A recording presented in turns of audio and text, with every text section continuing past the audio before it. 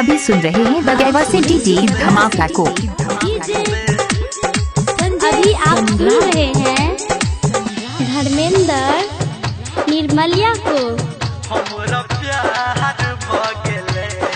ये भौजी अहाँ बहिन से हमरा प्यार भगले, भौजी अहाँ बहिन से हमरा प्यार भगले। लड़ल नैना उड़ल चैना इकरार भगले, भौजी अहाँ बहिन से हमरा प्यार भगले। ये भौजी अहाँ बहिन से हमरा प्यार भगले। इलाका किसी का हो धमाका दिवाकर दीवाना भाई का ही होगा। डीजे संजय सम्राट।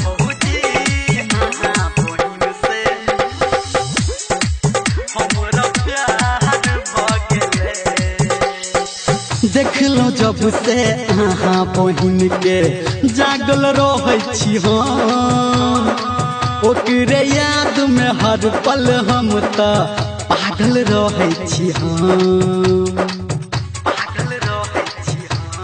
ये भौजी देख लो जब से अहाँ बहिन के जागल रहे छी हम, ओकरे याद में हर पल हम त पागल रहे छी हम। जल्दी से कोनो कोहरू उपाय, जल्दी से कोनो कोहरू उपाय।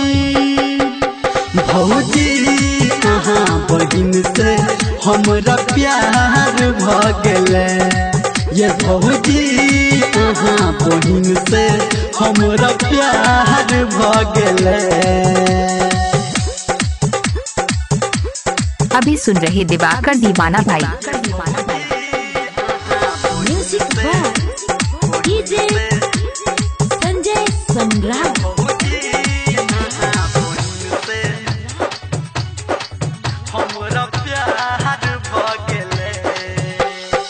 लागा चला देलक कोनो हमरा पेटोना, हम छी ओकर बाबू भौजी ओ छै हमर सोना।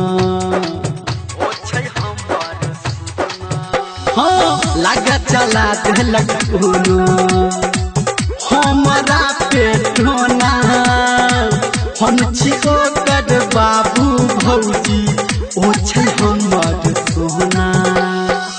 धर्मेंद्र निर्मलिया कहैया, डीजे संजय गौतम कहैया। भौजी अहाँ बहिन से हमरा प्यार भगले, ये भौजी अहाँ बहिन से हमरा प्यार भगले। भौजी अहाँ बहिन से हमरा प्यार, हमरा लव, हमरा प्यार भगले। आप सुन रहे हैं दिवाकर दीवाना भाई को ग्राम बगैवा जिला।